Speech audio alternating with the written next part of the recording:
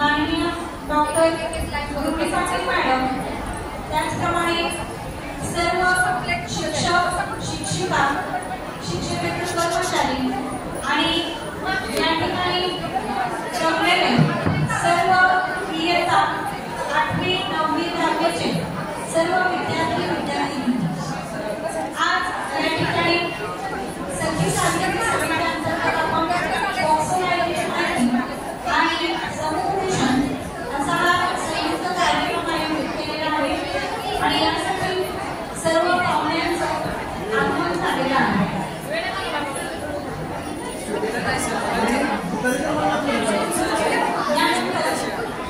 कार्यक्रमाची सुरुवात प्रतिमा पूजनाने व्यासपीठावरील सर्व मान्यवरांना विनंती त्यांनी शिवाजी महाराज तसेच क्रांतिज्योती सावित्रीबाई फुले यांच्या प्रतिमेचं पूजन करावं।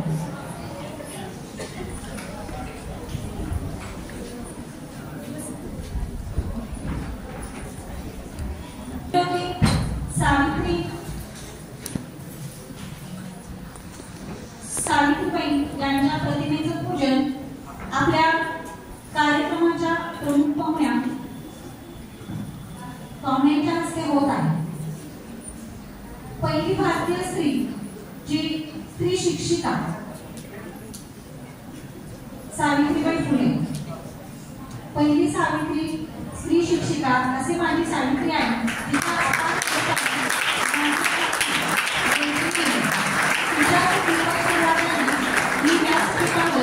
सामर्थ्याने उभी राहिली अशा तेजस्वी क्रांतिज्योतीला अभिमानाने शतशत नमन करते।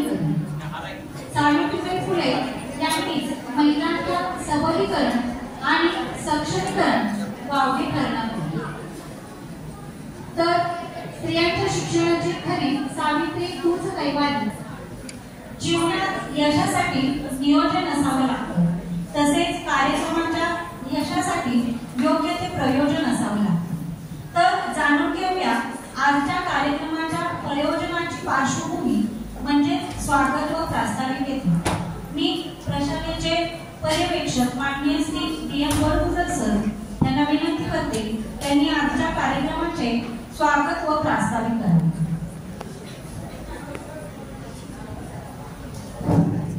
नमस्कार विद्यार्थी मित्रांनो, आज दिनांक 3/9/2025 शासनाच्या दरवर्षी वेगवेगळ्या काहीतरी सूचना येत असतात आणि एवढंच नाही तर समाजामध्ये काही गोष्टी घडत असतात आणि काही गोष्टी माणसाला बिघडवत असतात। बिघडणाऱ्या गोष्टी पुन्हा सुधाराव्या लागतात, समाजामध्ये एक आत्मविश्वास निर्माण करावा लागतो। हे कायद्याचं राज्य आहे आणि कायद्याच्या राज्याप्रमाणे प्रत्येकाचं जर वर्तन असेल तर या वर्तनातून परिवर्तन घडायला काही वेळ लागत नाही आणि देश घडायला सुद्धा वेळ लागत नाही। अशा सन 2025-26 या शैक्षणिक वर्षामध्ये शाळा समिती अंतर्गत विद्या विकास व दक्षता समिती जवळजवळ 6 समित्यांचं एकत्रीकरण करण्यात आलं आणि या समितींच्या माध्यमातून यावर्षी सखी सावित्री, त्यानंतर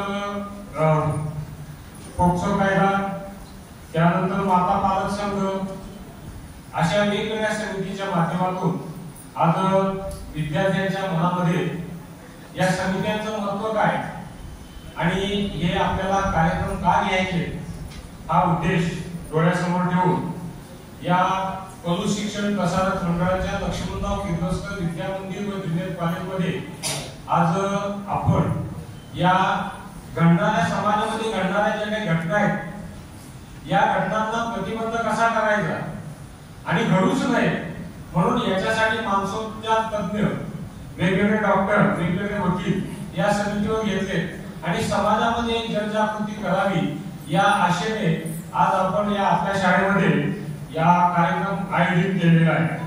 या कार्यक्रमाचं प्रमुख पाहुणे जे आहेत ॲडव्होकेट किरण जाधव पोक्सो कायद्याची माहिती सांगणार आहेत, त्यांच्याबरोबर आलेले advocate Vaibhav Kamble, advocate RS Gondi madam आणि डॉक्टर अनिता जाधव या आपल्याला हेल्थ विषयी काही मार्गदर्शन करणार आहे। या सगळ्यांचं मी आपल्या प्रशालेमध्ये हार्दिक हार्दिक स्वागत करत आहे।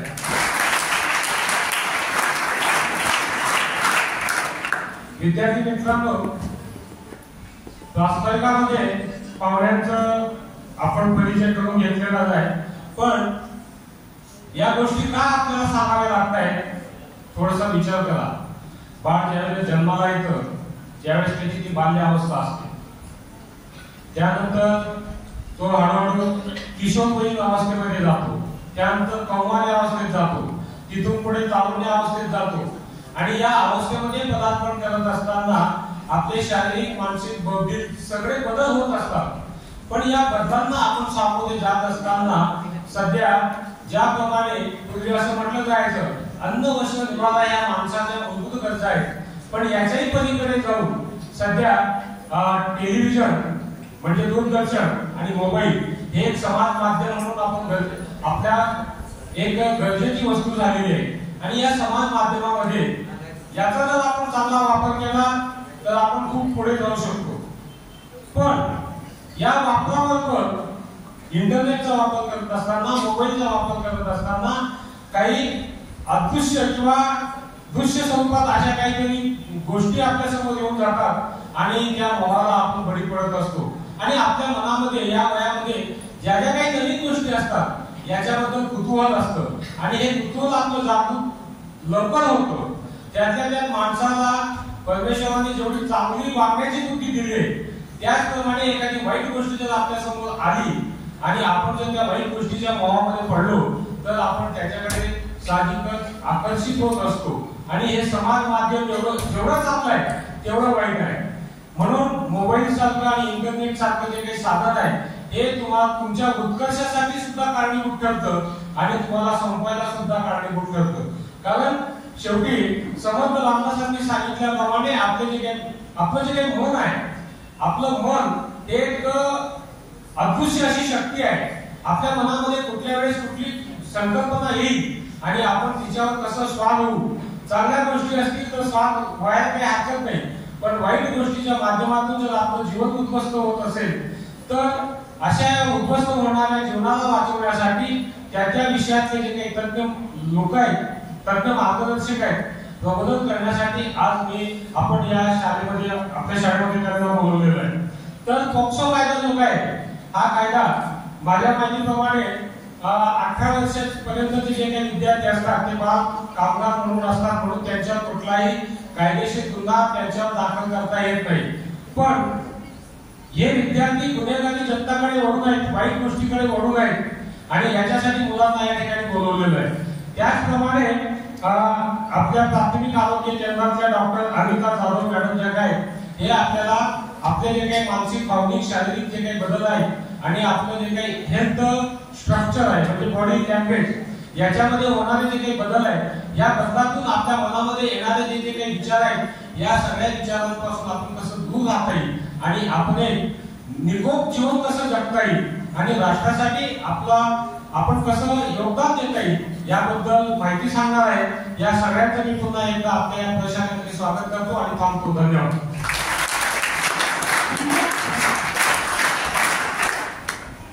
आज आपल्या कार्यक्रमासाठी लाभलेले सर्व पाहुणे काही आपल्या परिचयाचे आहेत, काही आपल्याला परिचयाचे नाही, त्यामुळे त्यांचा परिचय करून घेणं हे आपल्याला क्रमप्राप्त आहे।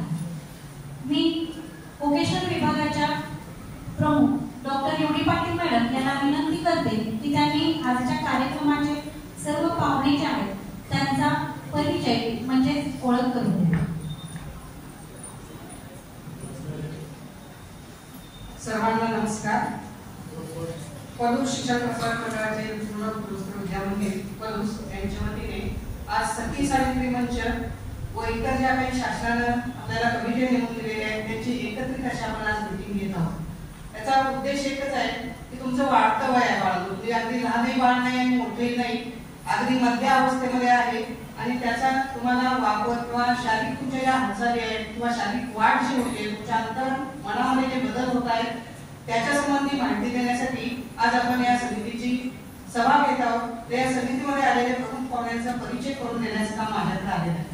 तर आपल्या प्रशालेचे सुपरवायझर श्री बडगुजर सर आपल्या सर्वांना परिचित आहेत, त्याचबरोबर गडस सर आपल्याला परिचित आहेतच, पण प्रमुख पाहुणे जे आलेले आहेत ते गेल्या वर्षी आपल्याकडे बरेचसे येऊन गेलेले आहेत. आपण त्यांना कमिटीमध्ये याच कमिटीमध्ये बोलवलेलं होतं. त्याच्यामध्ये पोलीस न्यायालयामधून आलेले प्रमुख पाहुणे जे आहेत त्यांची थोडक्यात ओळख मी तुम्हाला करून देते.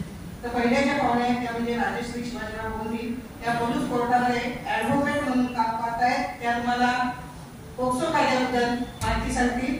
त्याचबरोबर दुसरे जे पाहुणे आहेत ते म्हणजे किरण आनंदराव जाधव, तेही पोलीस कोर्टामध्ये काम करत आहेत.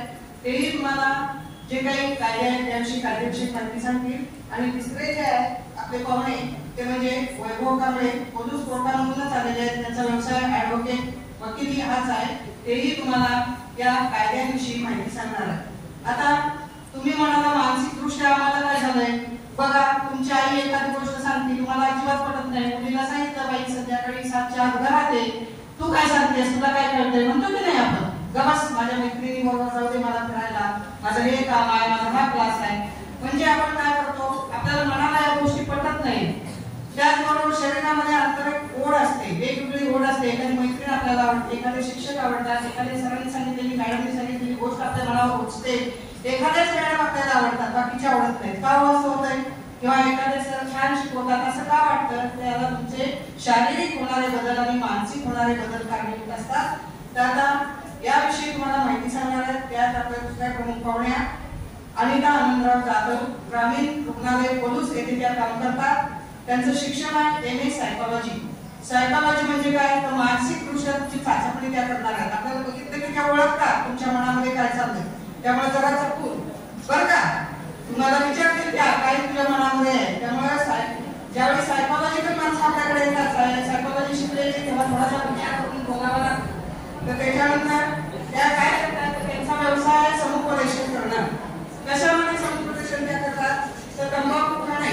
तंबाखू तुम्हाला माहिती आहे, तंबाखू खाण्यामुळे काय फायदे तोटे होतात, तर त्याबद्दल त्या समुपदेशन करतात. त्याचबरोबर कॅन्सर, HIV एड्स याच्याबद्दल त्या समुपदेशन करतात.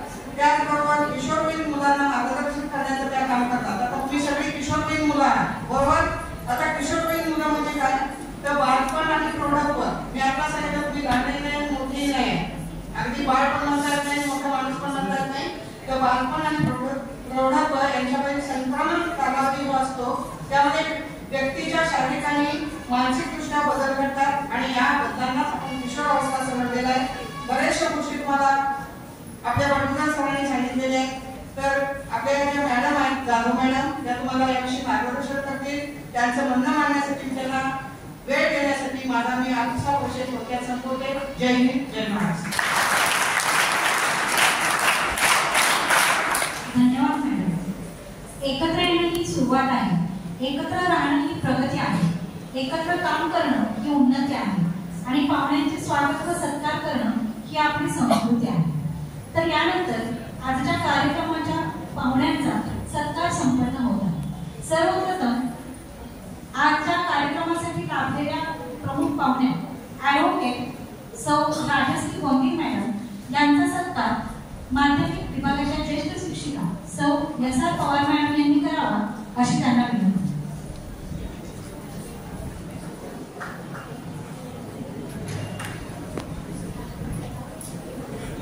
पवार मॅडम यांच्या हस्ते आजच्या प्रमुख पाहुण्या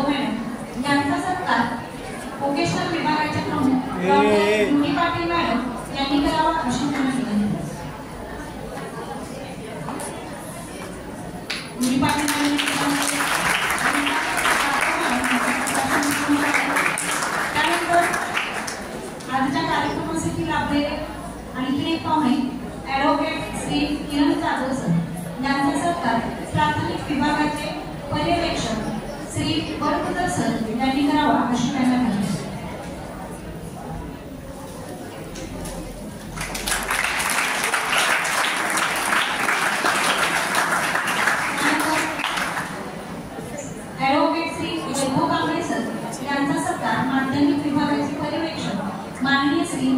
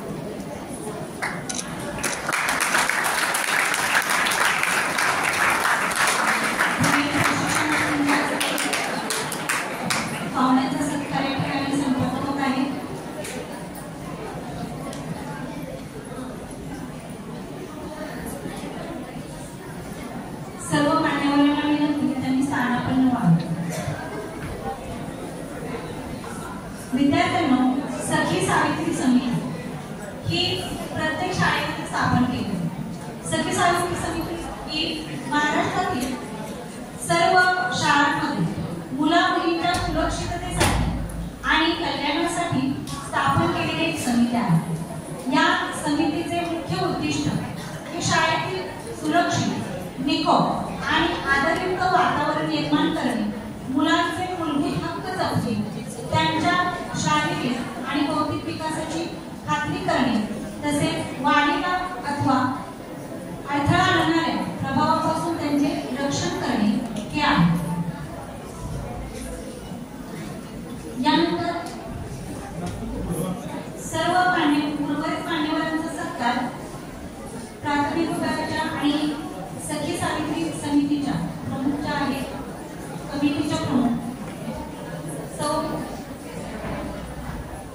ठाकरे मॅडम यांनी करावा. त्याचप्रमाणे सखी सावित्री समितीच्या सदस्या Rohini Desai madam, doctor Rohini Desai madam यांनीही सत्कार स्वीकारण्यासाठी पुढे यावं अशी त्यांना विनंती आहे.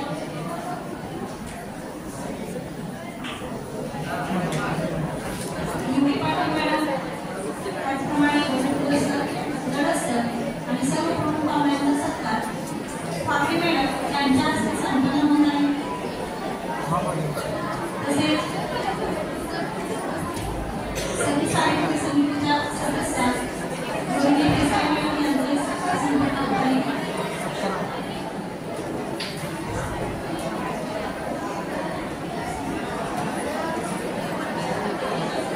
सर्व विद्यार्थ्यांनी शांतता बाळगायची आहे. यानंतर पाहुण्यांचं मनोबल होईल. ज्ञानाची निवडावी तारणे प्रकाश आमंत्रित मान्यवरांना लाभो त्यांचे मार्गदर्शन. आजच्या कार्यक्रमाच्या प्रमुख पाहुण्या ॲडव्होकेट सौ राजश्री मोहिते मॅडम त्यांना मी विनंती करते की त्यांनी आमच्या विद्यार्थ्यांना मार्गदर्शन करावं. शांत बसायचं, आपापसात बोलणार नाही, माहिती बोलायचं नाही, व्यवस्थित माहिती ऐकायची. तुमच्या भल्यासाठी, तुमच्या मार्गदर्शनासाठी हा कार्यक्रम असणार आहे.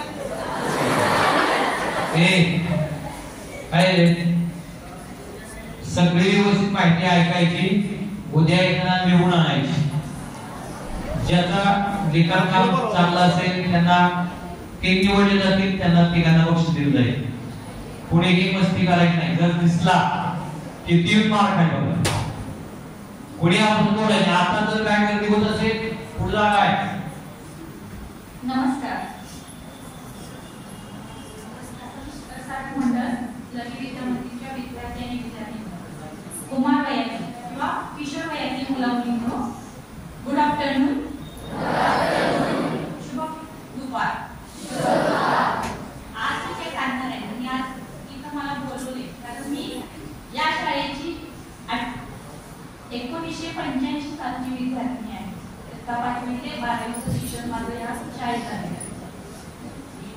आणि आज इथं मला या शाळेत दुसऱ्यांदा म्हणजे मुलांच्यासाठी कायदेशीर माहिती सांगण्यासाठी जो मला संधी मिळाली ती माझं भाग्य आहे.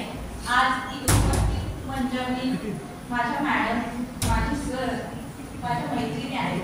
ज्या मैत्रिणी आहेत त्या शिक्षिका आहेत. जयश्री मॅडम, वर्षा, वैशाली या माझ्या मैत्रिणी आहेत.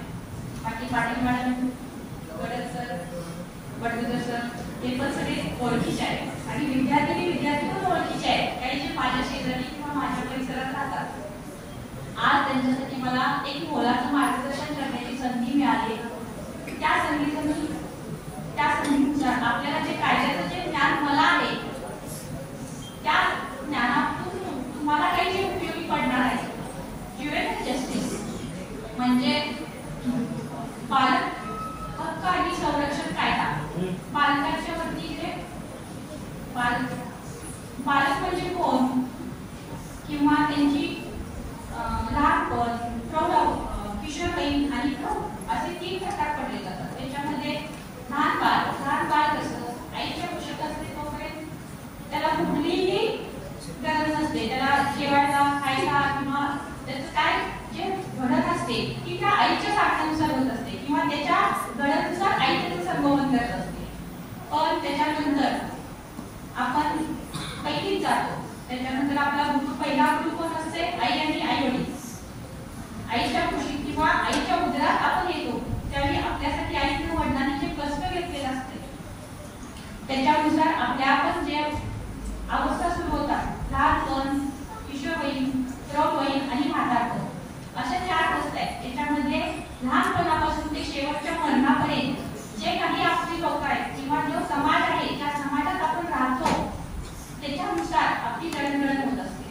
आणि ही जडणघडण होत असताना याच्याविषयी आताचे जो महाराष्ट्र शासन किंवा महाराष्ट्र सरकारनं अलीकडच्या काळात आपल्याकडचं जे न्याय व्यवस्था आणि सुव्यवस्थापन आहे त्याच्यामध्ये आमूलाग्र बदल घडवून आणून त्या समिती स्थापन केलेत. आमच्या वेळी असं काही नव्हतं, कुठल्या समित्या वगैरे नव्हत्या, फक्त शाळेत सांगितलं जातं तुम्ही रस्त्याने व्यवस्थित यायचं. तुमच्या आई वडिलांनी तुम्हाला शाळेत पाठवले म्हणजे आमच्यावरती ती जबाबदारी आहे, शिक्षकांच्यावरती जबाबदारी आहे.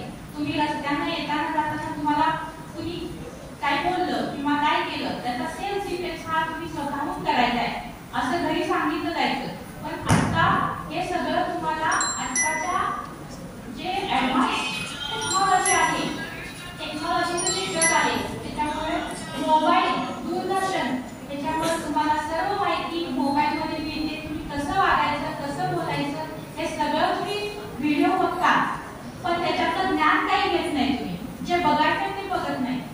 त्याच्यासाठी शासनानं व्यवस्थापन याच्यासाठी कायदे केले. याच्यानुसार एक बाल संरक्षण कायदा किंवा ज्युव्हेनाइल जस्टिस म्हणजे याच्यामध्ये 16 वर्षापेक्षा लहान मुलं आणि मुली ज्यांच्यावरती लैंगिक अत्याचार होतात किंवा ज्या मुलांना आपण काय करतो किंवा आपल्या समोरचा पुढचा व्यक्ती आपल्याशी कोणत्या उद्देशाने बोलतो हे काही समजत नाही. पण ह्या कायद्यानुसार तुम्हाला तुमचे हक्क किंवा तुमच्यावर जर काय लैंगिक कुठं काय अत्याचार होत असेल किंवा भावनिक किंवा शारीरिक काही जे हालचाली होत असतील त्यांच्याबद्दलचं तुम्हाला या कायद्यानुसार संरक्षण दिले.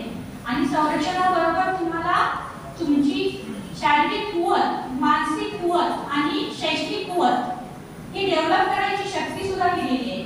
जे हक्क किंवा जे तुमचे जे राईट आहे किंवा तुम्हाला जे पनिशमेंट दिले, जर एखादा चुकला किंवा एखाद्यानं जर अनागोपणे त्यांना कुठल्याही त्याने म्हणजे तुमची जी अवस्था आहे ती आता कुमारवयीन अवस्था आहे. म्हणजे जर तुम्ही लहान आहात, जर तुम्ही मोठे नाही, म्हणजे तुम्हाला तुमच्या ज्या काय अडचणी आहे किंवा तुम्हाला मैत्रीण हवीशी असते, मित्र आवडत असतो, घरातील आई वडील हवेशी असतात. आता मॅडमने सांगितल्याप्रमाणे एखादी व्यक्ती तुम्हाला प्रेमळ वाटते, बाकीच्यांना तिरस्कार वाटतो, असं न वाटता आपल्या मनात जे काय चालू आहे जे आपल्या आई वडिलांना सांगता आलं पाहिजे किंवा आपल्या मैत्रिणींना सांगता आलं पाहिजे.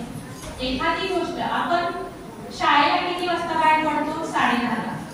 संध्याकाळी घरात किती वाजता पोहोचतो? 10 वाजता. पण ह्या मधल्या वेळेत ना आपण शाळेत फक्त वर्गात असेल तर तुमचं शिक्षकांचं लक्ष असेल, घरी असाल तर आई वडिलांचं लक्ष असेल, एरवी तुम्ही एकटे आहात किंवा तुमच्या मैत्रिणी मित्राबरोबर आहात असं असते.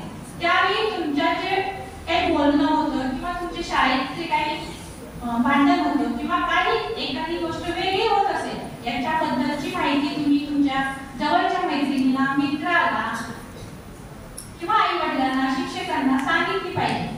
कारण तुमच्या ज्या वयात जे बदल होत आहेत ते तुम्हाला आतून होत असतात, त्यामुळे तुम्हाला ते सांगता येत नाही किंवा तुम्ही त्याच्यावरती रिॲक्ट होता येत नाही. त्यामुळे तुमची चिडचिड, अभ्यासात न लक्ष लागणे, त्याच्यासाठी आपण एक आपलं नियोजनबद्ध आपली रोजची जीवनशैली ठेवली पाहिजे. सकाळी लवकर उठणे, आपलं सर्व आवरणे, घरातील आई वडिलांसाठी काम करणे किंवा आपला अभ्यास करणे, शाळेत आलं तर गुरुजनांशी कसं वागणे किंवा त्यांच्याशी कसं बोलणे हे सगळं तुम्ही ठरवलं पाहिजे आणि त्याच्यानुसार तुम्ही वागलं पाहिजे. पण हे जे सगळं सांगतात ते कोण सांगतात? एकतर घरी आई वडील किंवा शाळेत शिक्षक. पण आताच्या ह्याच्यानुसार आमच्या वेळी कसं होत होतं की 5वी ते 7वी मुलांना मारण्यात शिक्षक झपाटा घालायचे किंवा काठीनं मारायचे. पण आताचा कायदा जो असा केलाय की त्याच्यानुसार शिक्षक बोलू शकत नाहीत ना आई वडील बोलू शकत नाहीत. त्याच्यामध्ये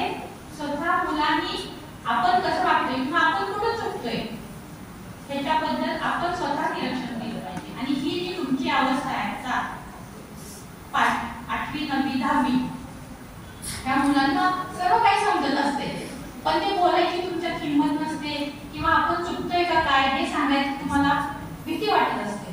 पण आपल्या मनातली भीती, आपलं जे धाडस आहे ते सर्व आपण क्रिएट केलं पाहिजे किंवा आपण आपली शारीरिक कुवत, मानसिक कुवत आणि शैक्षणिक कुवत ही डेव्हलप केली पाहिजे. याच्यासाठी आपण काय केलं पाहिजे? अभ्यास केला पाहिजे. दुसरं म्हणजे आपली शारीरिक शक्ती वाढवली पाहिजे. त्याच्यासाठी आहार वेळेत घेतला पाहिजे. त्याचं रोज दुकानातलं काय ब्रेड बेकरीचं काय खाऊन आपली प्रकृती काय सुधारत नाही. आपण ते सगळं जे खाणार आहे ते पौष्टिक. जर तुमची शारीरिक दृष्टी चांगली असेल किंवा तुम्ही जर मजबूत असाल तर तुम्ही अभ्यास करा, तर तुम्ही तुमचं करिअर घडवा. आजची जी पिढी आहे तुम्ही ती उद्या तुम्ही या भारताचे उत्कृष्ट नागरिक आहात किंवा उत्कृष्ट नागरिक होणार आहात. तुम्ही तुमच्यातून इंजिनियर, डॉक्टर, पायलट जे काही होणार आहात हे तुम्ही भावी पिढी आहात. हे भारताचं भविष्य आहात. तुम्ही राष्ट्राची तुम्ही संपत्ती आहात. आजचा हा देश आहे हा पुढे तुमच्यावरती अवलंबून आहे. त्यामुळे तुम्ही सुज्ञ नागरिक बनण्याचा प्रयत्न केला पाहिजे. याच्यासाठी ज्युव्हेनाइल जस्टिस हा कायदा 2000 साली अमेरिकेमध्ये एक घटना घडली. अमेरिकेमध्ये 1996 साली इरा लॉ गोल्ड या केसमध्ये असं आढळून आलं की याच्यामध्ये लहान मुलांना फक्त गुन्हेगार म्हणून शिक्षा दिली जाते. मग हा गुन्हेगार घडलाच नाही पाहिजे. आपल्याला आपली भारताची संस्कृती इतर देशापेक्षा 100 पटीने चांगली आहे. आपला भारत देश आध्यात्मिक, सांस्कृतिक आणि पूर्वीचा इतिहास असलेला देश आहे. आपल्याकडे आता आम्हाला पहिल्यांदा आम्ही आलेल्या आमच्याकडून पूजन करून घेतलं सावित्रीबाई फुले आणि शिवाजी महाराजांचं. आज जे सती सावित्री मंच आहे तो त्यांच्या नावाने चालू झालेला आहे. आज मी उभी आहे तुमच्या पुढे ती त्या सती सावित्री त्यावेळी जे काही हाल अपेक्षा सहन केल्या त्यांनी शिक्षणाची दारं खुली करून दिली महिलांसाठी. त्यामुळे आज आपण इथपर्यंत आलेलो आहोत. त्यांनी जर हाल अपेक्षा सहन केल्या नसत्या तर आजही आपण अंधारातच असतो. शिवराय कसे जिजाऊच्या मोठी शिवराय आहे. शिवरायांनी आपला महाराष्ट्र घडवला. ऑल ओव्हर आता महाराष्ट्र शिवरायांचे जे किल्ले गड आहेत ते आपल्याला जागतिक मान्यता मिळाली. का तर हे शिवरायांची जी हिस्ट्री आहे ती वाचली असेल आपण असेलच हिस्ट्री सगळ्यांना. शिवाजी महाराजांनी किती किल्ले जिंकले, कशी लढाई केली हे फक्त आपण आता मोबाईलवर बघतोय. आता पूर्वी आम्हाला हिस्ट्रीमध्ये पुस्तकात ती सगळी चित्र असायची. त्यांची किल्ले, त्यांनी लढाई कशी केली, पानिपतची लढाई कशी केली, दिल्लीतून आग्र्याहून ते सुटका कशी झाली, हे जे आहे ते हा इतिहास आपल्या भारतातच आहे. त्याचं जे आहे ते आपण एवढे लोक महत्वाचे आहोत की आपल्याकडे जी संस्कृती आहे ती दुसऱ्या कुठल्याही देशात इतकी पारंपरिक आणि सांस्कृतिक संस्कृती नाहीये. त्या संस्कृतीचा आपण जपली पाहिजे आणि जपण्याचं काम हे आज तुमच्यावरती अवलंबून आहे. त्याच्यासाठी आपल्याकडे जे सण आता आपल्याकडे गौरी गणपतीचा सण चालू आहे, गणपतीचा उत्सव चालू आहे. हा गणपतीचा उत्सव कशासाठी केला तर लोकमान्य टिळकांनी चालू केला. त्याच्यामध्ये आधी महात्मा ज्योतिबा फुलेंनी चालू करायचा ठरवलेला होता. ज्यावेळी की जात धर्म पंथ न करता सर्वांनी माणसाप्रमाणे वागावे याच्यासाठी हा उत्सव केलेले आहेत आपल्याकडे.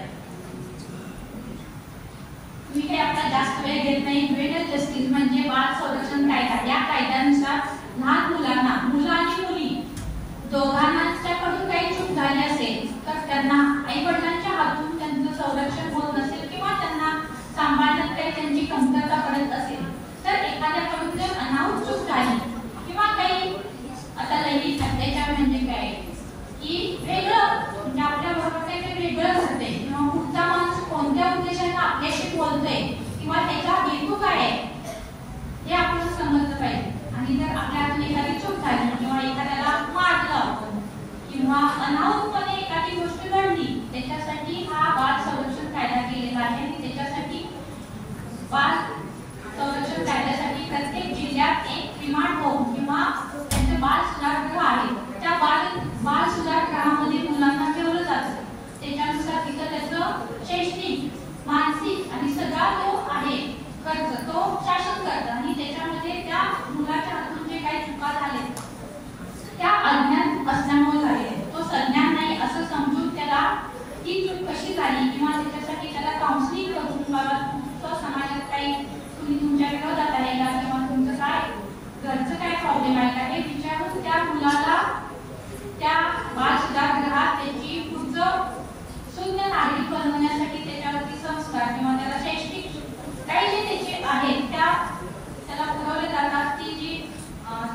अपेक्षा आहेत त्या पूर्ण केल्या जातात आणि जे बालक आहे त्या बालकाला सुंच नागरिक बनवण्यासाठी त्या बाल सुधारगृहामध्ये तुम्हाला मोफत सगळं दिलं जातं। आता दादासाहेब भिडे बाल सुधारगृह आहे आपल्या सांगलीला, त्याच्यामध्ये आता लहान वयात किंवा आपल्याकडे आता बालविवाह प्रतिबंध कायदा आता चालू आहे, बाल प्रतिबंध कायदा। त्याच्यानुसार पूर्वी कसं होत होतं, मुलगी संज्ञान व्हायच्या आधी किंवा मुलगी वयात यायच्या अगोदर लग्न लावलं जातं मुलाचं मुलीचं, त्यावेळी मुलं मुली काय काय पाण्यात सुद्धा लग्न लावलं जातं। पण आता तसं नाही, मुलगी सुशिक्षित तिच्या पायावर उभी राहिल्यानंतर तिचं लग्न तिच्या स्वतःच्या मताने तिला आवडणाऱ्या मुलाशी केलं जातं। मग त्याच्यासाठी बाल विवाह प्रतिबंध कायदा निर्माण झाला। बाल विवाह प्रतिबंध कायदा हा ज्युडिशियल जस्टिसची निमित्त आहे। त्याच्यामध्ये जर 16 वर्षापेक्षा मुलगीचं 18 वर्षापेक्षा मुलगी लहान वयाची असेल आणि 21 वर्षापेक्षा लहान मुलगा असेल यांचा विवाह केला तर त्याच्यामध्ये त्याच्या आई वडील त्यांच्या गावातल्या लोकांना गुन्हेगार म्हणून ठरवलं जातं आणि त्यांच्या विरुद्ध केस फाईल केली जाते। आणि जे बालक आहेत मुलगा आणि मुलगी त्यांना त्यांचं वय पूर्ण होईपर्यंत बाल सुधारगृहात ठेवण्याची तरतूद या कायद्याने दिलेली आहे। त्यानंतर ते मुलं ज्यावेळी वयात येतील त्यावेळी तिच्या नवऱ्याच्या घरी किंवा तिच्या आईच्या घरी त्यांना पाठवलं जाते। हा बाल विवाह प्रतिबंध कायद्याचा एक भाग आहे। दुसरं ज्युडिशियल जस्टिसचं मी तुम्हाला सांगितलं की याच्यामध्ये 16 वर्ष ते 18 वर्षाच्या ज्या मुली किंवा मुलं असतील की ज्यांना अजूनही आपल्याला काय कळत नाही की आपला शारीरिक बदल काय होतोय किंवा आपल्याशी बाहेरच्या समाजातील लोक कसे वागतायत हे आपल्याला कळत नाही, अशा लोकांच्यासाठी बाल सुधारगृह निर्माण केलेले आहे। आताच्या महाराष्ट्र शासनाने जी सती सावित्री मंच तयार केला आहे त्या समिती कशासाठी दिलेली आहे की तुमच्या मुलांच्या मध्ये जनजागृती व्हावी, कायद्याची माहिती व्हावी किंवा आपले जे सोशलॉजी किंवा जे सामाजिक आपापसातले जाती धर्म पंथ हे सगळं सोडून आपल्यामध्ये एकता निर्माण व्हावी याच्यासाठी जनजागृती केली पाहिजे। आणि याच्यासाठी ज्या लहान मुली किंवा मुलं प्रौढ वयात यायला लागले किंवा त्यांना कायद्याचं आणि मेडिकल याचं दोन्हीचं ज्ञान असण्यासाठी त्या समितीची निर्मिती केलेली आहे। या समितीनुसार आम्हाला आज इथं तुमच्यात गुजगुज चाललेली आहे, त्यामुळे मी आता माझे 4 शब्द आहेत ते संपवते आणि आज तुम्ही मला बोलायला किंवा माझं ऐकून घेतलं शांत चित्ताने याबद्दल मी आभारी आहे। आणि सती सावित्री या समितीने आम्हाला आज इथं बोलवलं आणि आपल्याला मार्गदर्शन करण्यासाठी कायद्याविषयी जी माहिती आहे किंवा कायदे बाल संरक्षण कायद्याविषयी माहिती सांगण्यासाठी बोलवलं, त्याच्याबद्दल मी सर्वांची आभारी आहे। धन्यवाद। जय महाराष्ट्र।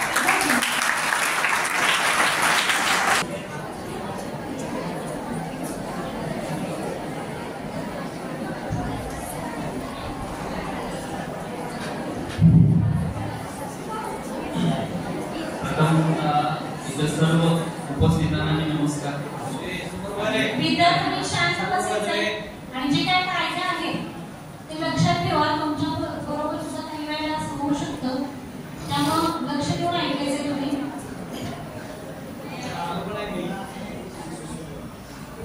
Good afternoon. तुमची चुळबुळ चालली, बराच वेळ झालं, दुपारचा वेळ आहे, सकाळपासून तुम्ही बरंच बिझी असाल वगैरे, पण हा आपण कार्यक्रम महत्वाचा आहे, आपण थोडस लक्ष द्यावं अशी मी विनंती करतो। आणि आज या ठिकाणी कायदेविषयक मार्गदर्शन त्याचबरोबर डॉक्टरांचं थोडंसं मोटिवेशन आहे। तर या ठिकाणी मंचावर उपस्थित असणारे सर्व मान्यवर, त्याचबरोबर समोर सर्व शिक्षक शिक्षिका आणि आपण सर्व, तर पोक्सो कायदा जो आहे मगाचपासून तुमच्यासमोर सारखा शब्द येतो, तुम्ही सकाळपासून पण ऐकला असेल किंवा समजलं असेल की पोक्सो काय आहे। पोक्सो कायदा, तर पोक्सो कायदा आता मॅडमने जसं सांगितलं 2012 साली तो तयार झाला, त्याला पण भरपूर पार्श्वभूमी आहे।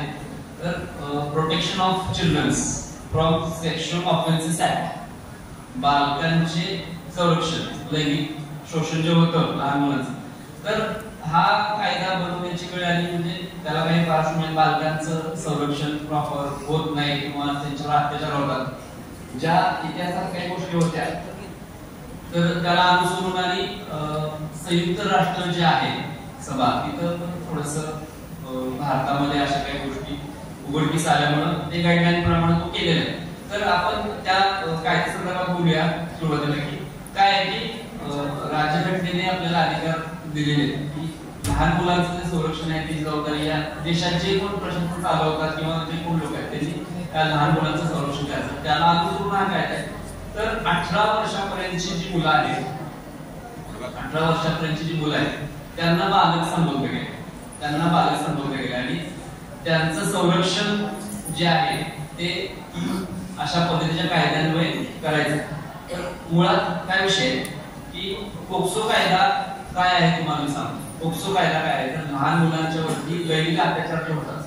लैंगिक अत्याचार म्हणजे काय होतं म्हणजे तो मुलगा असो वा मुलगी असो, लक्षात घ्या कोणत्याही लिंगाचा असो, मुलगा मुलगी दोन्हीपैकी पण कोणावर जरी अत्याचार झाले तर त्यांच्या संदर्भात ह्या गोष्टी किंवा अशा प्रकारची गुन्हे दाखल करून घेतले जातात. जो कोण आरोप आहे तर काय झालंय की असा पण एक रेशो आहे की जे मुलांच्या वरती किंवा मुलींच्या वरती अत्याचार होतात, लहान मुलींच्या वरती अत्याचार होतात असं समजा सुरुवातीला.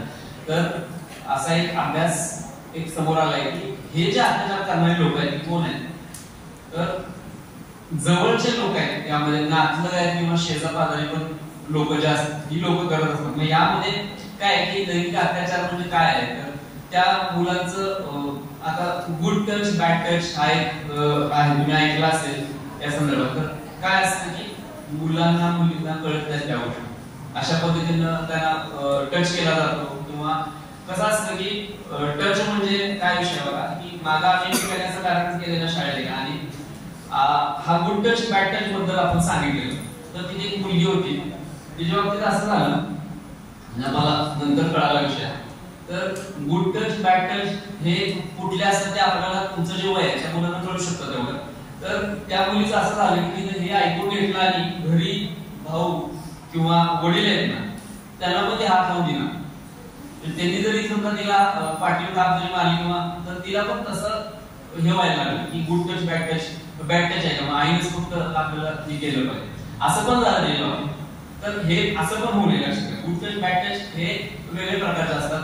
तर त्या अनुषंगाने सुद्धा मुलींच्या वरती असे प्रकार होतात आणि मुलांच्या बाबतीत पण होतात. मुलांच्या बाबतीत पण होतात कारण आता मागल्या आठवड्यातच एक कर्नाटक हायकोर्टचा एक हे आहे निकाल आहे.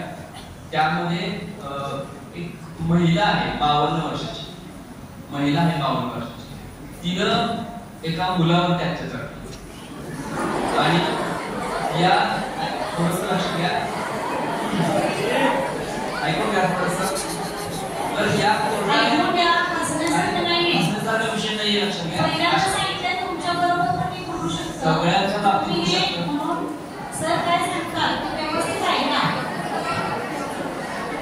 अशा प्रकारे कोर्टानं काय केले कोर्टानं अशा केसमध्ये महत्वाचा एक हायलाइट केलेला विषय की हा जो पोक्सो कायदा आहे तो असा स्त्रियांसाठी मुलींसाठी बनवलेला नाही तर मुलांच्यासाठी पण हा कायदा आहे, मुलींच्यासाठी पण कायदा आहे. त्या ऑर्डरमध्ये कोर्टानं त्या जी लेडी होती तिच्यातर्फे जे हे झालेलं होतं अर्ज दाखल तो रिजेक्ट केला. कारण काय होतं की 18 वर्षाखालची जी मुलं आहेत त्यांच्यावरती मुला मुलीची कोणावरती अत्याचार होऊ शकतो असं काही नाही. आपण इथं तुम्ही आता थोडंसं हे लाईट घेतलं तुम्ही हसला थोडंसं ठीक आहे पण शहरांमध्ये आणि मोठ्या मोठ्या मेट्रो सिटीमध्ये अशा प्रकार होतात, मुलांच्या बाबतीत पण होतात आणि याचं प्रमाण जास्त मुलींच्या बाबतीत आहे. आणि मी जसं मला सांगितले यामध्ये इन्व्हॉल्वमेंट जी आहे ती जवळच्या लोकांची असते असा एक रिपोर्ट आहे मी वाचल्याप्रमाणे. तर काय होतं यामुळे तर मुली ज्या आहेत मुलींच्या बाबतीत पण थोडं बोलेल, मुली ज्या आहेत किंवा ह्या गोष्टी जरी कळल्या घरात कळल्या किंवा मुलीने जाऊन आई वडिलांना सांगितलं काय होतं की अशा केसमध्ये मुली किंवा त्यांचे पालक ह्या गोष्टी ओपन करत नाहीत, सांगत नाहीत कुणाला. काय होतं की शेवटी भविष्यात त्या गोष्टींचा विचार केला जातो, त्या व्यक्तीला समजावून सांगितलं जाईल किंवा काही असेल पण थोडंसं काय असतं की काय म्हणतात त्याला थोडीशी इज्जत असते प्रत्येकाची किंवा समाजामध्ये या गोष्टी चर्चा यायला नको किंवा आणखी त्याची दुरुपयोग होऊन भविष्यात काही मुलगी असेल तिथं समजा बाबतीत असं काय झालं तर तिला भरपूर काही भविष्य असतं, तिचं शिक्षण असेल लग्न असेल भरपूर गोष्टी आहेत. तर अशा दृष्टीने पण लोक घाबरतात. पण कायदा काय म्हणतो की घाबरू नये, पुढे येऊन आपण या संदर्भात तक्रारी कराव्यात. काय असतं की पालक हा विचार करणार योग्य आहे. पण अशा काही गोष्टी आहेत की ज्यामुळं त्या म्हणजे अशा पद्धतीनं पोक्सो कायदा जो आहे तो लागू करायची वेळ आली आणि मुळात ज्यावेळी असे कायदे बनवले गेले तर सगळ्यांचा विचार केला गेला आणि पोक्सो कायद्या बाबतीत जर आपण बघितलं तर त्यामध्ये चांगल्या तरतुदी आहेत. तर आपण कलमांमध्ये किंवा ते सेक्शन मध्ये कायदा जायच्या मी थोडंसं तुम्हाला आणखी एक सांगतो की हा कायदा जेव्हा सुरुवातीला झाला त्यामध्ये पण सुधारणा झाल्या. कारण 13 वर्षापर्यंतच्या 13 वर्ष किंवा 16 वर्षाच्या मुलांच्या बाबतीत वेगळं थोडंसं या अमेंडमेंट म्हणजे सुधारणा करण्यात आली. सुरुवातीला असं होतं की वेगळ्या शिक्षेची तरतूद होती. तर 13 वर्षापर्यंतच्या मुलांच्या बाबतीत जर अत्याचार झाले यामध्ये जर एखादा आरोपी दोषी ठरला तर या आरोपीला फाशीची शिक्षा देण्याची सुद्धा तरतूद आहे. 16 वर्षापर्यंतची मुलं असतील कोणत्याही जेंडरची तर त्यामध्ये 10 ते 20 वर्ष जन्मठेपेची शिक्षा आहे. 18 वर्षांच्या मुलांना पण आहे त्यामध्ये पण अशा पद्धतीनं थोडंसं केलं गेलं. तर पोक्सो कायद्यासंदर्भात आणखी एक गोष्ट सांगायची की काय असतं की यामध्ये ज्या मुलांच्यावरती अत्याचार होतो त्या मुलांच्या बाबतीत आता समजा स्कूल आहे शाळा आहे अशा ठिकाणी समजा जर अशी काही गोष्ट घडली तर पहिलं रिपोर्टिंग कुणाला करायचं असतं इथं तुमचे जे शिक्षक आहेत त्यांना सांगायचं आहे किंवा घरामध्ये झालं तर पालकांना सांगायचं आहे.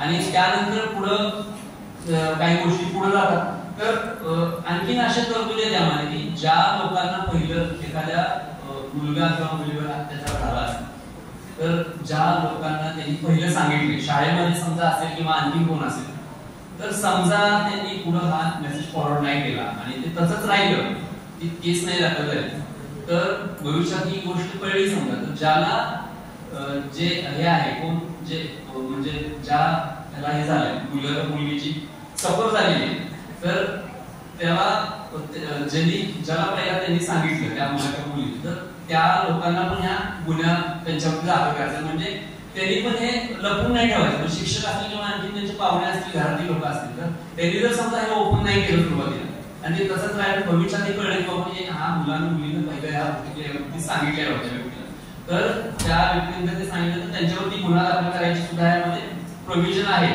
तर काय असतं की मुलांना जे ह्या गोष्टी आहेत सेक्शुअल त्यांच्यावरती जे हे होत आहे म्हणजे त्यांचं शोषण होत आहे तर पालकांची जबाबदारी आहे त्यांचं थोडंसं हे करणं काय प्रबोधन करणं किंवा शिक्षकांचं सुद्धा आहे. शाळांमध्ये काय होतं माहितीये का शाळांमध्ये सगळ्याच गोष्टी काही सांगितल्या जात नाही कारण बाकीच्या पण गोष्टी आहेत तर मुलं शिक्षकांचं ऐकतात ठीक आहे पण घरामध्ये त्या गोष्टी थोड्याशा चर्चा झाली पाहिजे. तुम्ही सुद्धा इथे सर्व उपस्थित आहात तुमच्या कोणाच्या बाबतीत सुद्धा अशा काही गोष्टी घडल्या तर पहिलं इन्फॉर्म करा. तुम्हाला इथं पोलीस स्टेशन कुठे माहिती आहे का कुणाला माहिती आहे कुठं आहे ठीक आहे मी तर तुम्हाला म्हणजे माहिती आहे चांगली गोष्ट आहे. आणि काय होतं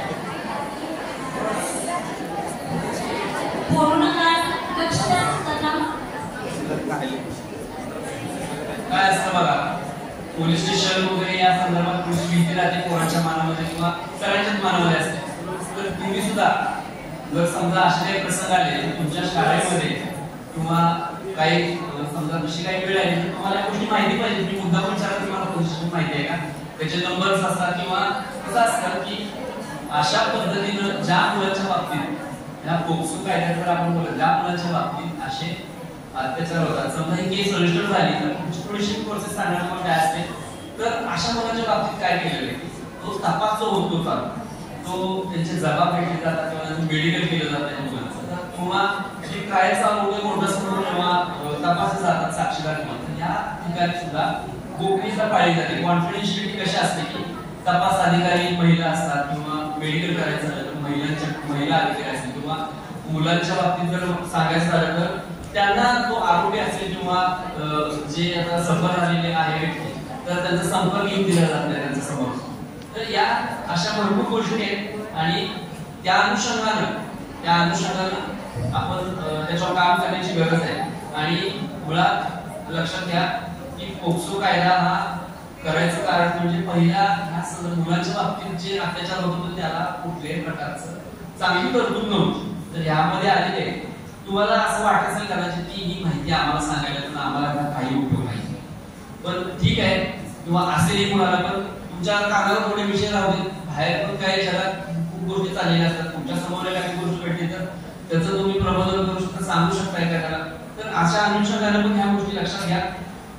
त्या आहे की आता ह्या कायद्याच्या बाबतीत ना काही गोष्टी आहेत की त्या अजून काय म्हणता येईल व्यवस्थित नाही, त्यावर पण काम चालू आहे. कारण सुप्रीम कोर्ट मध्ये असे सर्वोच्च न्यायालयाने दिले ते केस चालू आहे की त्यामध्ये एक महिला आहे, तिचं वय 38 आहे, तिचं वय 38 आहे, पण तिचं ते बायोलॉजिकल वय आहे, तिचं मानसिक जे आहे मेंटल हेल्थ म्हणतो ना, ती मेंटल एज तिचं 6 इयर्स, 6 वर्षाचं तिचं बिहेवियर आहे आणि वय तिचं ऍक्च्युअल 38 आहे. तर ती केस चालू आहे. त्यामध्ये वकिलांचा युक्तिवाद आहे की कोर्टाला की या केसमध्ये हा पोक्सो कायदा लागू झाला पाहिजे किंवा लागू व्हायला पाहिजे. कारण वयाचं जे ह्यावर पण काम चालू, लक्षात घ्या की लहान वय हे वय कसं आहे की 38 वर्षाचं जरी वय असलं त्या महिलेचं तर तिचं मानसिक वय 7 वर्ष, ती लहानच आहे ना असं. त्यामुळे थोडंसं मतमतात आहे. तर अशा पद्धतीच्या ह्या कायद्यामध्ये पण अजून काही गोष्टी लूपच राहिलेल्या आहेत, आपण म्हणतो ना तसा भाग आहे.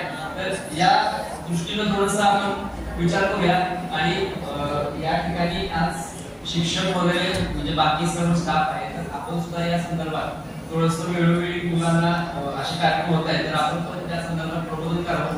कारण काय असतं पोक्सो कायदा हा म्हणजे खूप महत्वाचा आहे. आपल्या सांगली जिल्ह्यामध्ये पण काही केस रजिस्टर आहे असं समजू नका, इथं पण काही गोष्टी घडलेल्या आहेत. तर त्या अनुषंगाने आपण विचार करूया. आणि तुम्ही कंटाळा असाल ठीक आहे, आपण थोडंसं हा पोक्सो कायद्या संदर्भात तुम्हाला काय म्हणजे अजून माहिती पाहिजे असेल तर तुम्हाला मिळू शकते, किंवा त्या अनुषंगाने भविष्यात सिलेबसमध्ये पण गोष्टी येतील या सांगितलं जाईल बाबा. तर आज या ठिकाणी आणखी एक विषय सांगणार आहे की मोबाईल कोण कोण वापरतं. इथं मोबाईल सगळे वापरतात तुम्ही, स्कूलमध्ये मोबाईल वापरत आहे. तर मी थोडंसं सांगणार तुम्हाला या संदर्भात. सायबर क्राईम जो विषय आहे, सायबर क्राईम म्हणजे मोबाईल, थोडंसं ऐकून घ्या माझं. मोबाईल थ्रू ज्या गोष्टी घडतात त्यामधून गुन्हे दाखल होतात लक्षात. तर तुम्ही इन्स्टा, फेसबुक, तुमचे स्वतःच्या अकाउंट्स नसतील, ठीक आहे, तुमचे स्वतःच्या अकाउंट्स नसतील, पण तुम्ही कुणाचं वापरत असाल, घरामध्ये वापरत असाल, भाऊ असेल, नाहीतर घरात कुणाचं वडिलांचा वापर असेल, तर त्या अनुषंगाने पण तुम्ही काळजी घ्या. कारण या सायबर क्राईम जो आहे तो सुद्धा डोकं वर काढतोय सध्या इंडियामध्ये. आणि हा एक मोठा ज्वलंत प्रश्न समोर राहतोय शासनाच्या, किंवा त्या संदर्भात काम चालू आहे. तर मोबाईल यूज करताना इंस्टाग्राम, फेसबुक तुम्ही यूज करताना जपून वापरायला पाहिजे, त्याच्याकडून नसते करायची. काय असतं की या संदर्भात पण खूप काही क्राईम घडत आहे, तर आपण या संदर्भात काळजी घ्यावी.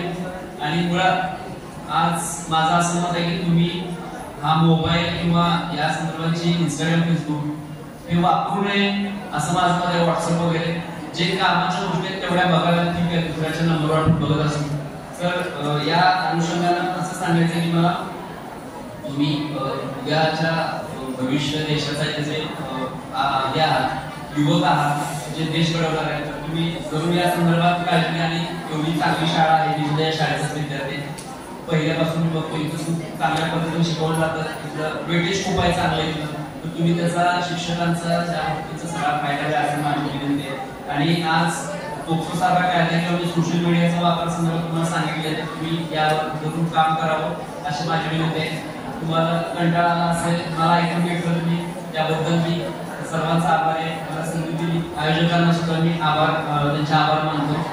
आणि भविष्यात असे काही कार्यक्रम असेल तर आम्हाला सांगा, आम्ही तुम्हाला मदत करू. धन्यवाद.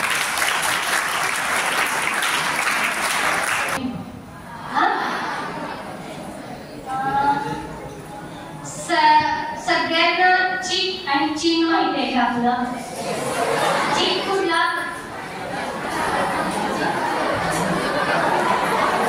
चीन म्हणजे काय? चीन म्हणजे काय? चीन म्हणजे काय?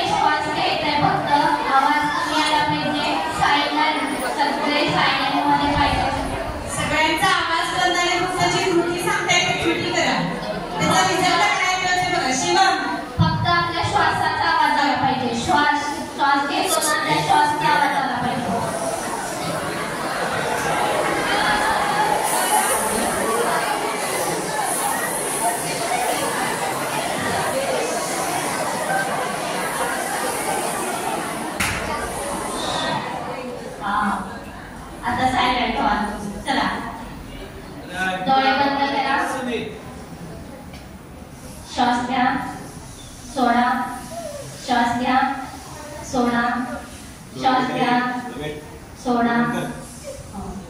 चालेल, ब्रेक झाला. आता दोन मी जास्त वेळ नाही घेणार आहे तुमचा, थोडक्यात आवड. सगळ्यात महत्वाचं, आता तुम्ही सगळ्यांनी सगळे कायदे ऐकले हो ना? उद्या लिहून नाही सरांनी सांगितले, कोणाकोणाच्या लक्षात आहे? हे सगळ्यात महत्वाचं तुमच्या खूप गरजेचे आहे, कारण आपण गावाकडून येतो, शाळेत बसनी येत असते हो की नाही? बसनं प्रवास करतो, कोण गाडी व्हॅनने येत असते, कोण जवळपासच असते. बऱ्याच घटना घडतात, इन्सिडेंटली रस्त्याने येताना घडत असतात, बसमध्ये घडत असतात, किंवा आपल्या बरोबरच घडेल असं नसतं, जवळपास आपल्या जवळच्या व्यक्ती बरोबर घडत असतं की ज्या सांगितल्या जात नाही, त्यांना लपवून ठेवलं जातं, किंवा ती लोक पाक मेंटली हे झालेले असतात, कारण कोणाला सांगायचं हे माहीत नसतं. त्यासाठीचे हे कायदे आहेत की आपल्याच उपयोगी पडतील असं नाही, आपल्या शेजाऱ्यांना सुद्धा आपण त्या कायद्याची माहिती द्यायची की जेणेकरून तो त्यांना पण उपयोगी पडू शकेल. हे आपण लक्षात घ्या. आणि महत्वाचं म्हणजे सगळ्या जे आपण ज्या काही घटना घडतात त्या फक्त बाहेर घडतात असं नाही, आपल्या पलूस तालुक्यामध्ये पण घडत असतात. त्यामुळं त्याच्याकडे आपण छानपणे लक्ष द्यायला पाहिजे आहे, कायद्यांची माहिती घ्यायला पाहिजे आहे.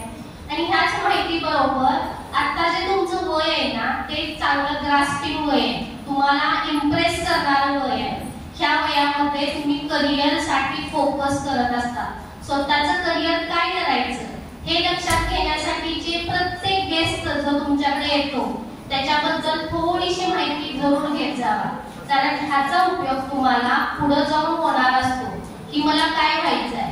ते इम्प्रेस करणारी लोक असतात की ज्यांना इम्प्रेस झाल्यानंतर की कधी कधी आपल्याला वाटतं की मला त्याच व्यक्तीसारखं बनायचंय किंवा त्याच व्यक्तीसारखं दिसायचं आहे, मला असंच व्हायचं आहे. हे सगळं जे आहे हे फार गरजेचं असतं, कारण आपला फोकस त्यामुळे तयार होतो, आपलं मन ढळत नाही, आपण आपल्या करिअरवर फोकस करतो, त्यामुळं इतर गोष्टींपासून आपलं दुर्लक्ष घडतं. कारण हे जे वय आहे त्या वयामध्ये 10 ते 19 किंवा 21 वर्ष जे वय असतं ना, ते ॲडोलेसेंट, म्हणजे धड आपण लहान पण नसतो, धड आपण मोठंही नसतो, पण ह्या वयामध्ये होणारे चेंजेस सगळ्यात जास्त असतात. हार्मोन्स चेंजेस, आपला मेंदू कार्यक्षम असतो खूप मोठ्या प्रमाणात, मुलांची उंची मुलींची उंची वाढते, मुलांच्या पेक्षा मुली लवकर वयात येत असतात, मुलं थोडी वेळाने वयात येत असतात. 5वीत जेव्हा मुलगी उंच दिसते तेव्हा मुलगा छोटा दिसत असतो, पण तो 10वीत अचानक उंच होतो, मुलगी छोटी दिसायला लागते. असं होत असतं का? तर त्याचं जरा वेळाने उंची वाढते, तिची वेळ लवकर वाढत असते. मग आपल्याला म्हणतात अरे तेव्हा अजून त्याची उंचीच वाढेल ना, तिची बघा ही कुठे गेली. असं काही नसतं, तो थोड्या दिवसाने उंच होणार असतो. तर हे जे ना ते घडत असतं. मग त्यामुळं ना त्याच्याबरोबर हे शारीरिक बदल जे आहेत त्याचा आपल्या मनावर फार परिणाम होत असतो, कारण आपले जे हार्मोन्स आहेत ना ते आपल्याला आता जे चाललंय ना तुमचं चुळबुळू ते पण एक हार्मोन्स आहे. मेंदू शांत बसू देत नाही, एका ठिकाणी बसण्याचं फोकस करण्याची क्षमता त्याची कमी असते. त्याला वाटत असतं, मनाला वाटत असतं मला इकडे जायचंय, मला वडापाव खायचा आहे, माझी बस चुकणार आहे, मला लवकरच इकडे जाऊन गणपतीच्या 8:15 उभं राहायचं आहे.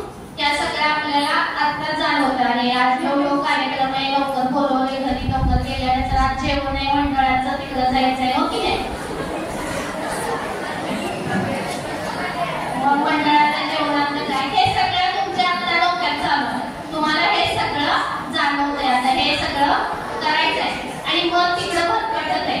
पण आपल्याला मनाला काय करायचंय, कंट्रोल करायला शिकणं फार गरजेचं आहे. जेव्हा आपण मन कंट्रोल मध्ये ठेवतो ना तेव्हा आपण आयुष्यात पाहिजे त्या गोष्टी करायला किंवा तयार व्हायला आपल्याला चालना मिळत असते. आपल्यामध्ये होणारा हा बदल जो आहे ना तो आपल्याला व्यक्तिमत्व घडवण्यास उपयोगी पडत असतो. आपल्यामध्ये आता ह्या ज्या वय असतं यामध्ये आपल्याला खूप प्रमाणात राग येतो, चिडचिडेपणा असतो, आदळापट आपण करतो, आईचं ऐकण्याची इच्छा नसते, वडिलांचं ऐकण्याची इच्छा नसते हो की नाही. हे आपलं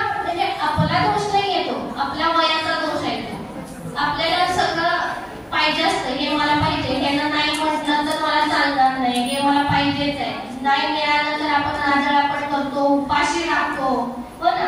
आणि आपल्याला ती वस्तू पाहिजे ती मिळवण्यासाठी प्रयत्न करतो आणि ती मिळवून घेत असतो. कधी कधी आपण इतके आनंदी असतो की आपल्याला कळत नाही आपण का आनंदी आहोत. मग आपण उगाचच नाचायचं, गाणं म्हणायचं, उगाचच इकडे तिकडे बघायचं, उगाचच काहीतरी करायचं. हे आपलं मन आहे. ते कधी आनंदी असतं, कधी रागीट असतं, कधी रडतं. तर हे सगळं होत असतं आणि हे होण्याचं हे वय आहे. तर ह्या वयामध्ये 8वी 9वी 10वी हे जे 3 वर्ष आहेत तुमच्या लाईफ मधली की जे तुम्हाला चेंज करतात. काय करतात? एखाद्याला एखादा विषय आवडतो, एखाद्याला दुसरा विषय आवडतो. हे जे विषय आहेत ते तुम्हाला करिअरसाठी तुम्हाला नेत असतात, तुम्हाला भरकम ठेवण्याचा प्रयत्न करत असतं. एखाद्याला चित्र काढायला आवडतात, एखाद्याला गाणी म्हणायला आवडतात. तर आपण आपल्याला जाणून घ्यायचं. पहिला आपण आपल्यावर प्रेम करायचं. मला काय काय येतंय, मला काय आवडतंय, या गोष्टी आपल्याला माहिती असणं फार गरजेचं आहे. मला खेळायला आवडतं, मला क्रिकेटच खेळायला आवडतं, मला गाणंच म्हणायला आवडतं, किंवा मला फक्त आणि फक्त सायन्समध्ये रुची आहे, मला मॅथ्स अजिबात आवडत नाही. बऱ्याच जणांना मॅथ्स आवडतच नाही, हो ना. पण हे जे ना हे लक्षात घ्या. हे 10वी पर्यंत जे तुम्हाला कंपल्सरी सब्जेक्ट आहेत, जे आपल्याला कंपल्सरी घ्यायचेच आहेत आणि त्यांना सोडवायचं. आणि 11वीला गेला तुम्ही, जेव्हा 11वीत जाता तेव्हा तुमच्या वेगवेगळ्या साईड फॅकल्टीज तुम्हाला भेटतात. त्याच्यात कुठले असते आर्ट्स, कॉमर्स, सायन्स, तुम्हाला कोणती घ्यायची हे ठरवता येतं. त्यासाठी आता काय गरजेचं असतो? अभ्यास करणं गरजेचं असतं. आपल्याला एखादा 90% मार्क्स पडणारा पण आर्ट्सला जाऊ शकतो. एखाद्याला असं वाटतं की 90% मार्क्स पडल्याने त्याला आर्ट्स घेतो, पण त्याला आर्ट्स आवडू शकतं ना. आर्ट्स हा पण एक असा सब्जेक्ट आहे की ज्याच्यात वेगवेगळे घटक आहेत, ज्याच्याबद्दल त्याला रुची असू शकते. एखाद्याला करिअर वेगळ्या गोष्टींमध्ये करायचंय, तर ह्या वेळी तुमच्या मनामध्ये त्याचा विचार असणं गरजेचं आहे. तर ह्या वयामध्ये गुन्हेगारी वृत्ती पण वाढते. आता मगाशी मी म्हटलं तुम्हाला की राग येतो, रागाच्या भरात आपण आदळआपट करतो, एखाद्याला मारतो. ग्रुपचं मारामारी तर खूपच असते ना. ग्रुपमध्ये एखाद्याला टार्गेट करायचं, त्याला पकडायचं, त्याला मारायचं. किंवा एखाद्या ग्रुपमध्ये असं असते की एखाद्या मैत्रिणीला तिलाच बाजूला काढायचं, एखादीला बाजूला काढायचं, तिच्यावर बोलायचंच नाही. किंवा एखादी व्यक्ती आपल्याला आवडत असते त्याच्याबरोबरच आपण राहतो, एखादी व्यक्ती आपल्याला अजिबातच आवडत नाही. हे असं घडत असतं. पण त्याचा आपल्याला आवडत नाही तर ठीक आहे, पण त्या व्यक्ती दुसऱ्या व्यक्तीवर परिणाम होत असतो. त्या व्यक्तीला मेंटॅलिटी काय होत असते? अशक्त बनत जाते. सगळ्या जर ग्रुपनं त्याला मारलं किंवा ग्रुपनं बाहेर काढलं तर त्या व्यक्तीचं काय होतं? ती पुढायला लागते, ती एकटी पडते, तिची मानसिकता हे होते. मग ती गुन्हेगार वृत्तीकडे पण जाऊ शकते. अचानक ती सेल्फ होऊ शकते, मारू शकते, कोणाला पण काही करू शकते, चोरी करू शकतात. त्या वयाची मुलं बऱ्याच वेळा आपल्याला ज्या गोष्टी पाहिजे, एखादं काय पाहिजे असेल, खायला पाहिजे असेल, घरात म्हटले नाही पैसे देणार आहे मी, तर आपण काय करतो? हळूच पैसे काढून घेतो. असं होऊ शकतं, होतं, घडत असतं. आणि हे गुन्हेगारी वृत्तीकडे जाण्याचे मार्ग असतात. तर ह्यापासून आपण परावृत्त राहिलं पाहिजे आणि चांगल्या मार्गाकडे गेलं पाहिजे की जेणेकरून जे मार्ग आपल्याला चांगला वेळ दाखवतील. आता जसं विचार केला तर भारत हा सगळा युवकांचा देश आहे. 12 ऑगस्ट पासून 12 ऑक्टोबर पर्यंत जागतिक म्हणजे युवा डे आपण सेलिब्रेशन करत असतो. की ह्यामध्ये जे युवक आहेत त्यांच्यावरती चांगले संस्कार झाले पाहिजे. त्यासाठी आपण योगा डे घेतो, वेगवेगळे डे साजरे करतो, सेलिब्रेट करत असतो.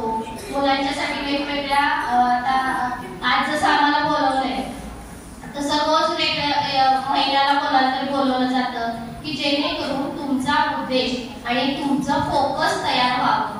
आपण नासा सारख्या ठिकाणी जाता यावं आपल्याला, हे आपला मेन फोकस आहे आणि मेंटली आपण त्यासाठी प्रिपेअर राहणं गरजेचं आहे. सगळ्यात काय करायला पाहिजे तर आपला जो मोबाईल आहे, मोबाईल वाईट पण आहे आणि चांगला पण आहे. त्यातल्या चांगल्या गोष्टीसाठी त्याचा वापर करायचा, कमीत कमी थोडा वेळ वापरता आला पाहिजे.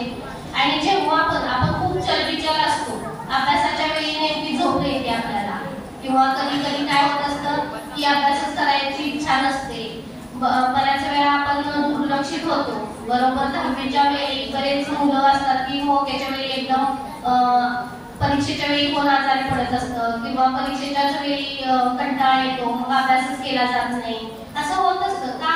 तर त्यांचा फोकस चेंज होत असतो किंवा एखादी इन्सिडेंट घडलेलं असतं, एखादी घटना घडलेली असते की ज्याच्यामुळे ते असे वागत असतात. तर सगळ्यात महत्त्वाचं आपल्याकडं ॲडोलेसन्सचं काउन्सिलिंग ग्रामीण रुग्णालयामध्ये होत असतं. बऱ्याच वेळा जर तुम्हाला असं वाटत असेल की मी अभ्यासात दुर्लक्ष होते माझं किंवा मला अभ्यासच करू वाटत नाही किंवा माझं इतरत्र जास्त लक्ष आहे, मला एखादा व्यक्ती आवडतो, असं होतं बरं का? कारण हे वय आहे की तुम्ही विरुद्ध लिंगी आकर्षण असतं. कुणाला मुलाला मुलगी आवडू शकते, मुलीला मुलगा आवडू शकतो, होत नाही, हेच वय आहे. आणि ह्या वयामध्ये नेमकं असं घडत असतं की आपल्याला आपला फोकस त्यामुळं हलतो. आपल्याला एखादी व्यक्ती इतकी आवडते पण मी एक मध्ये ड्रामा बघितलेला, त्या ड्रामामध्ये पण असंच झालं की 8वी 9वी मध्ये असताना ना त्यांना दोघांना एकमेक आवडायला लागले, प्रेम झालं त्या दोघांचं. पण त्यांनी ठरवलेलं की जेव्हा माझं करिअर कम्प्लीट होईल, ग्रॅज्युएशन कम्प्लीट होईल, मी पोस्ट ग्रॅज्युएट म्हणून नोकरीला लागेल, तेव्हा आपण काय करायचं, लग्न करायचं. असं होऊ शकतं, तुम्ही तसा प्रयत्न करू शकता आणि त्याच्याकडे लक्ष द्या. कारण उगाचच नाही त्या गोष्टी, कारण हे जे वय आहे ते आपलं कसलं वय असतं, आडगं वय असतं. ना आपण मोठं झालेलं असतो ना छोटा असतो, ना आपल्या शरीराची व्यवस्थित वाढ झालेली असते. आपलं शरीर हे खूप लहान आहे त्या गोष्टींसाठी. तर त्यामुळे जोपर्यंत 21 वर्ष आपल्याला गव्हर्नमेंटच आहे की आपण 21 वर्षापर्यंत 18, मुलगीचं 18, मुलाचं 21 वर्ष कंप्लीट झाल्याशिवाय आपण लग्न करू शकत नाही. कारण आपण मेंटली आणि फिजिकली दोन्ही गोष्टीसाठी तयार नसतो. मेंटली पण आपण अनप्रिपेअर असतो. आता आमच्याकडे बऱ्याच वेळा एजन्सी येतात 19 वर्षाच्या असतात, त्या म्हणजे त्या बरोबर असतात हे मान्य आहे, पण त्यांना तेवढं त्याचं ज्ञान आहे का, कमी असतं ज्ञान. तर असं होऊ शकतं. म्हणून महत्वाचे काय गोष्टी आहेत, तर आपण आपल्यावर लक्ष द्यायला पाहिजे, आपण आपल्यावर प्रेम करायला पाहिजे. आपण जेव्हा आपल्यावर प्रेम करतो स्वतःवर, तेव्हा आपण आपल्यासाठी काहीतरी निवडतो, काहीतरी योग्य मार्ग निवडू शकतो. आपण चांगल्या गोष्टींमध्ये स्वतःला ढवळू शकतो. एखादं छानपैकी तुम्ही आता सगळे जेवढे बसले ते सगळे नक्कीचे स्टुडंट आहेत, ह्याचा तुम्हाला अभिमान हा खूप चांगला असला पाहिजे की सगळे आहेत ते तुमच्या शाळेचे स्टुडंट आहेत जे तुम्हाला आज मार्गदर्शन करायला आले.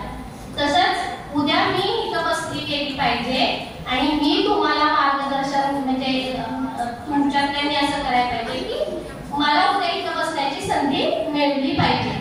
याविषयी तुम्ही प्रत्येकाच्या मनात आजपासून एक जागरूकता निर्माण करा की नाही, मला असं काहीतरी बनायचंय की शिक्षकांना पण माझा अभिमान वाटला पाहिजे आणि घरच्यांना पण वाटलाच पाहिजे.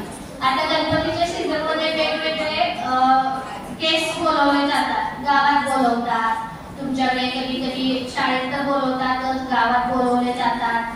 तर तुम्ही त्यांची माहिती घ्या. माहिती ह्याच्यासाठी घ्या की त्यांनी कशामध्ये करिअर केलं, का केलं, कोणता त्यांना काय करावं लागलं. कारण करिअर विषयी जोपर्यंत आपण फोकस निर्माण करत नाही, पहिली गोष्ट आपल्याला काय आवडतं त्या गोष्टीकडे फोकस करा की मला काय आवडतंय, मी काय करायला पाहिजे नाही. जेव्हा हे तुम्ही ठरवता तेव्हा ऑटोमॅटिक तुम्ही एक स्टँडर्ड चांगल्या प्रकारचं करिअर करण्यासाठी तुम्हाला प्रोत्साहन मिळत असतं आणि ते तुम्ही योग्य पद्धतीनं करू शकता. माझं एवढंच सांगणार आहे मी. जर काय प्रश्न असतील तर ग्रामीण रुग्णालय पलूसमध्ये येऊन तुम्ही मला विचारू शकता. मी तिथे 24 तास आहे. बऱ्याच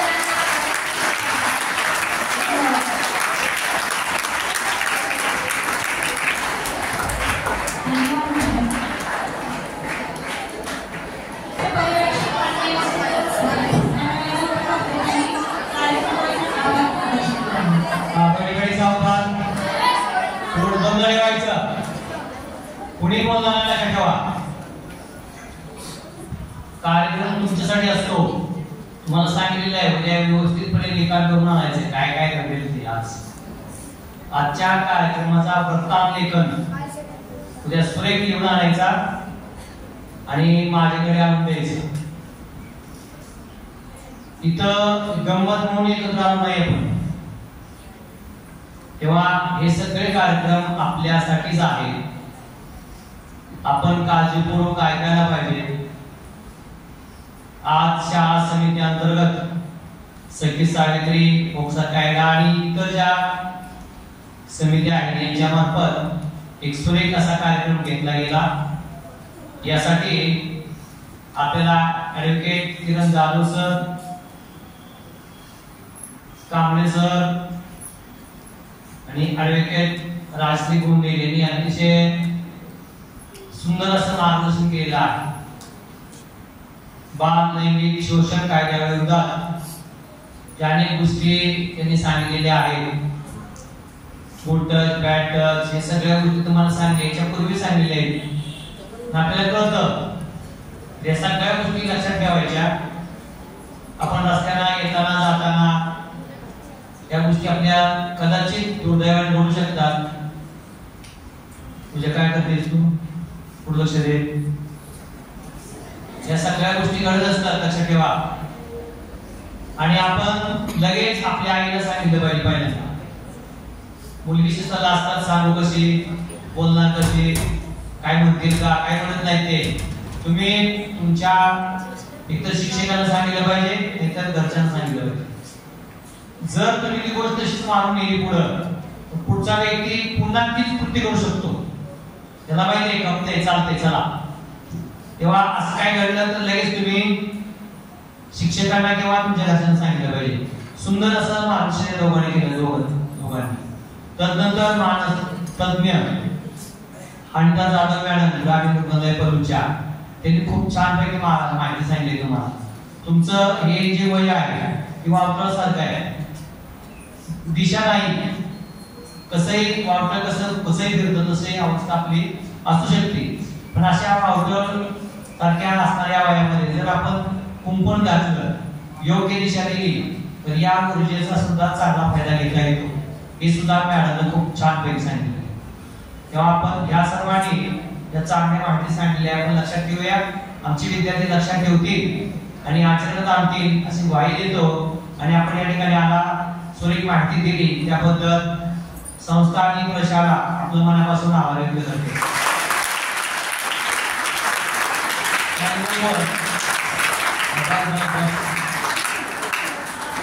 त्याचबरोबर आपल्या शाळेचे पर्यवेक्षक वडूल सर, माझे सर्व शिक्षक बंधू भगिनी यांनी या ठिकाणी कार्यक्रमामध्ये शोभा आणली.